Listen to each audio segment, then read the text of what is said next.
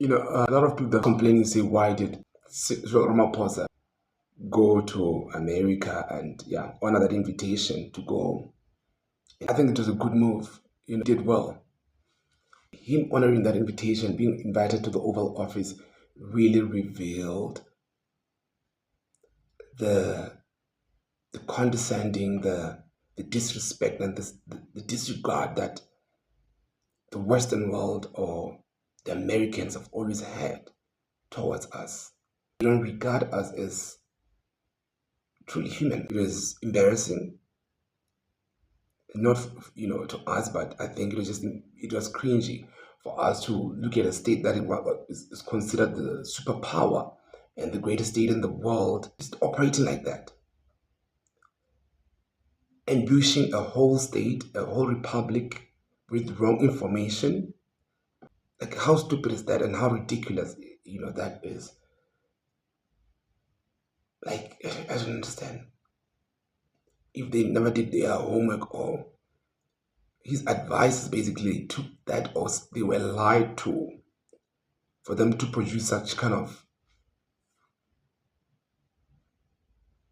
material as evidence that I mean, and try to convince themselves by all means that there is a genocide in South Africa. And they reveal all those pictures, and some were actually images from DRC, from Congo, and what is that? Now, after they've been told that that is just nonsense, they are adamant, and they they want to convince the world and even us that there's truly a genocide going on in South Africa on the white farmers. The arrogancy and of still denying the facts or the explanation that actually they're being given, and they're just still very ignorant to that, and they're still sticking to their story that there's genocide going on in South Africa. It's absolutely embarrassing, but again, it's dangerous. And we and thank God to social media, TikTok. Thank God that them thinking that ambushing or trapping has really backfired and has really shown their true colors. And now we know. Oh, thank you, Trump. Thank you to Trump. Thank you, Trump and his team, for these tactics that they've been doing. We should never, ever. I feel like Africa shouldn't take this as a joke and they laugh about it and they forget it. We shouldn't. What the Americans are showing us on, or what we are seeing on now, we should never forget this, and we should never take it lightly. These accusations that they are pushing onto South Africa, it is what they have done previously to other countries in Africa. What Trump is doing, is not very strange. It's not like he's the first president to do it.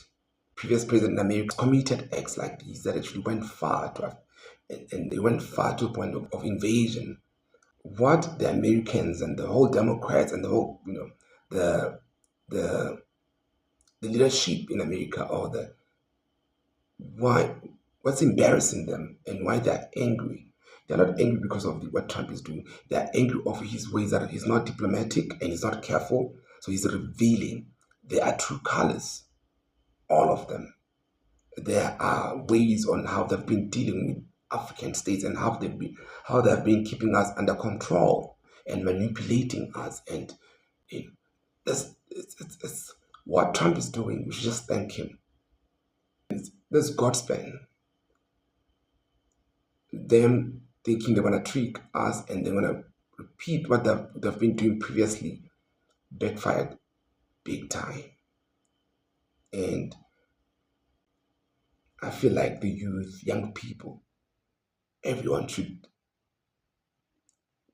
be made aware of this. Our young people here, Africans, this is the kind of education that we need now.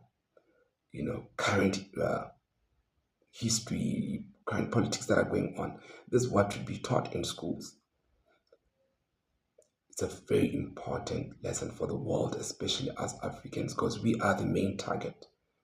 We'll forever be under a risk of extinction, a risk of takeover, a risk of neocolonialism, like a risk of invasions and manipulation, as long as we still have minerals and we are trying to survive out of them.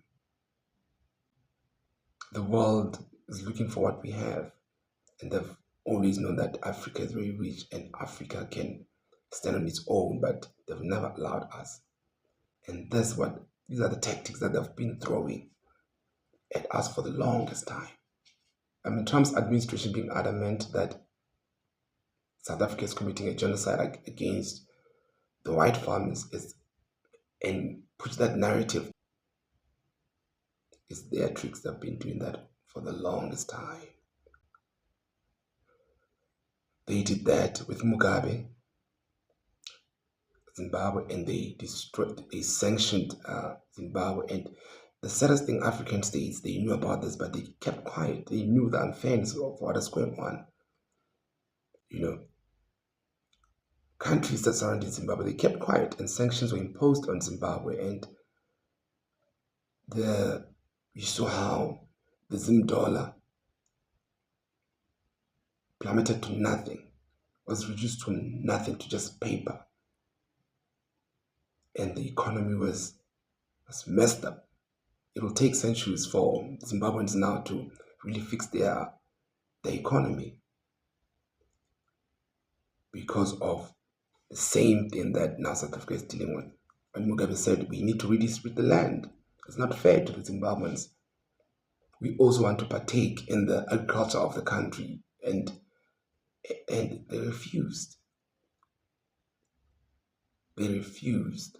The reports that after the Britain gave after that, and the Americans and everything, then sanctions on Zimbabwe, and Zimbabwe became nothing. Now Zimbabweans are asylum seekers, they are refugee seekers everywhere, all over the world.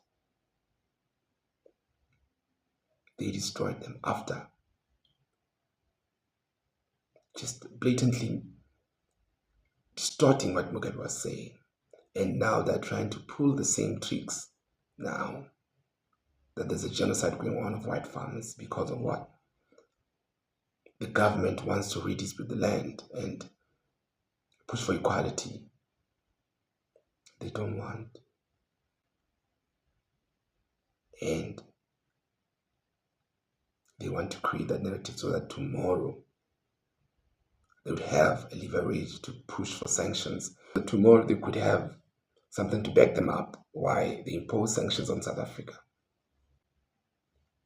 It's what has been going on throughout history.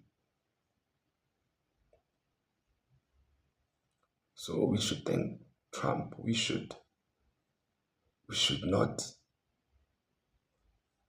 even blame Ramaphosa for going there. We should actually thank him, because from that meeting we saw something. It revealed clearly how unfair